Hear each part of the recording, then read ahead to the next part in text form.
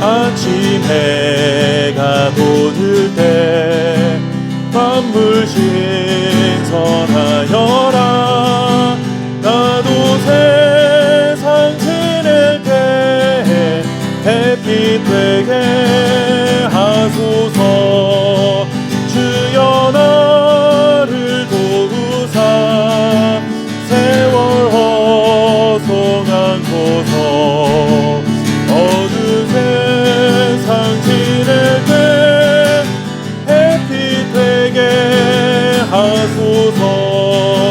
새로운 광림을 보라님께 보내고 주의 일을 행할 때에 햇빛 되게 하소서.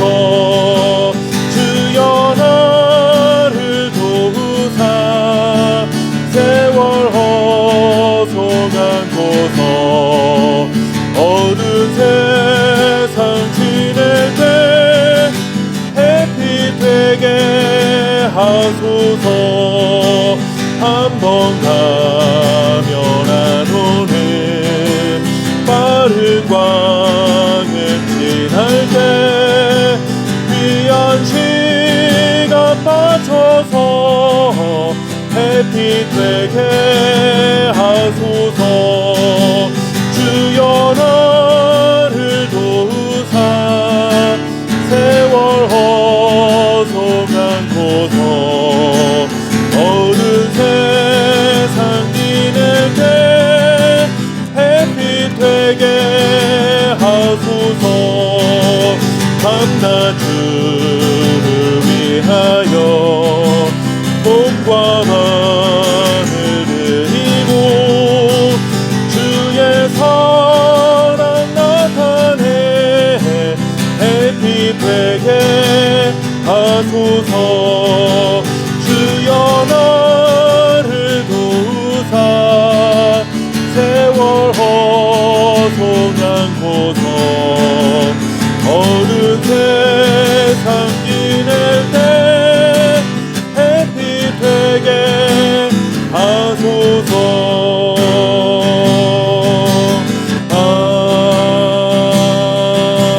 아멘.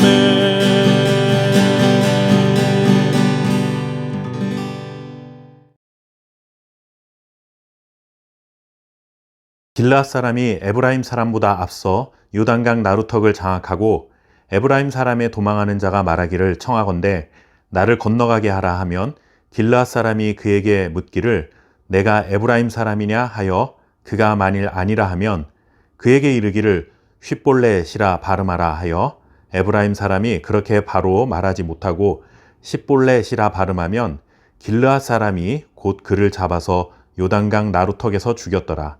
그때 에브라임 사람의 죽은 자가 42,000명이었더라. 아멘. 우리나라는 지리적인 환경이 그렇게 좋은 조건은 아닙니다.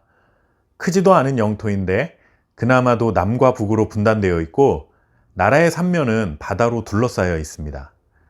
그나마 대륙과 연결되어 있는 북쪽 경계는 중국이라는 열강과 맞닿아 있고 반대로 바다 건너 가까운 곳에는 언제든 대륙으로 진출하고 싶어하는 그 마음을 숨기지 못하는 일본이 또 자리 잡고 있습니다.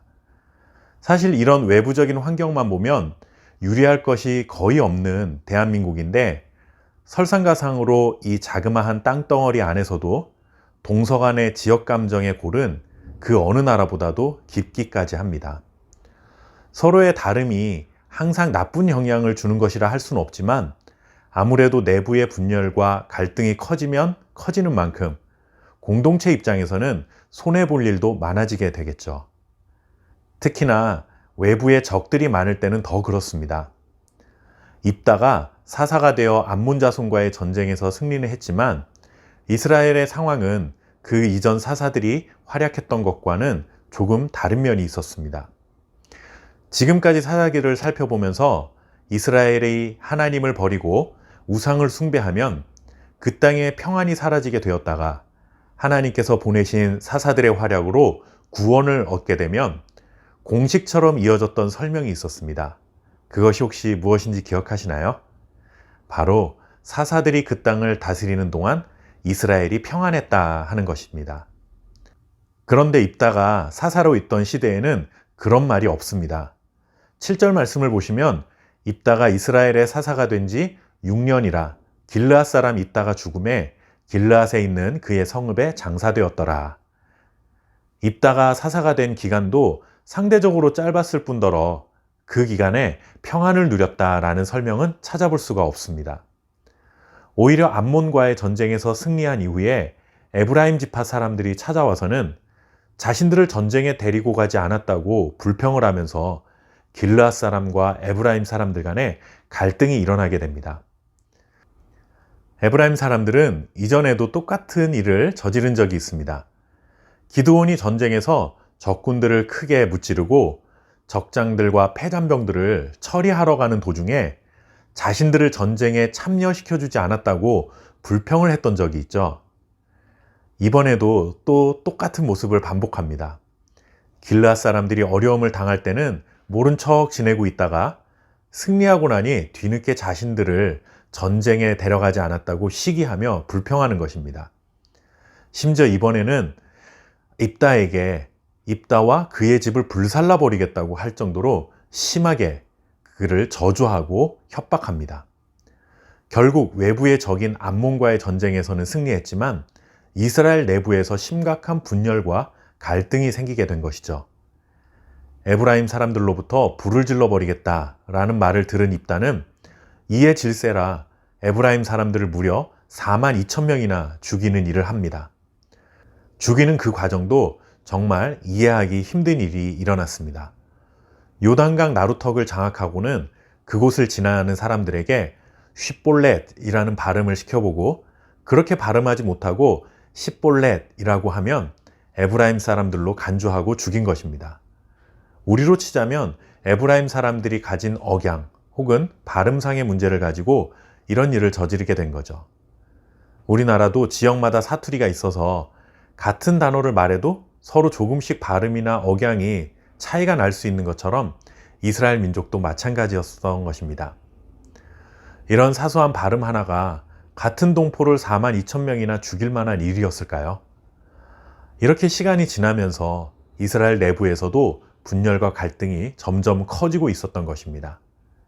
자신들에게 전쟁에서 승리할 기회를 주지 않았다고 시기하면서 그 조그마한 권력이라도 손에 쥐고 싶어하는 욕심이 앞서고 서로를 죽이겠다 하면서 저주와 협박을 일삼고 별로 중요치 않은 발음을 문제 삼아 동포를 죽이는 일이 하나님의 백성들 사이에서 이스라엘 민족 안에서 일어난 일들이었습니다. 오늘날 교회도 마찬가지 아닐까요? 교회 안에서 분열과 갈등이 일어나는 이유는 누구는 하나님을 잘 믿고 반대로 누구는 하나님을 잘 믿지 않아 일어나는 것이 아닙니다. 모두가 스스로 하나님을 잘 믿는다고 자부하는 사람들이 모여 있는데 자신의 욕심에 따라 생각하고 판단하고 시기심에 사로잡혀 분열을 일으키고 남들에게 좀 더 인정받고 주목받는 자리에 서려 하고 교회에서 불필요한 영향력을 행사하려 하고 사소한 일에 쉽게 분노한다면 그곳에는 하나님이 주시는 평안이 넘쳐날 수 없습니다. 하나님을 믿는 믿음도 굳건해야 하지만 우리가 함께 신앙생활하는 믿음의 동력자들과도 섬김과 사랑으로 화평을 이루어야 합니다. 서로의 다름을 인정할 줄 알고 서로의 그 다름이 오히려 조화를 이루어 더 건강한 교회 공동체를 만들어갈 수 있기를 바랍니다. 감사합니다.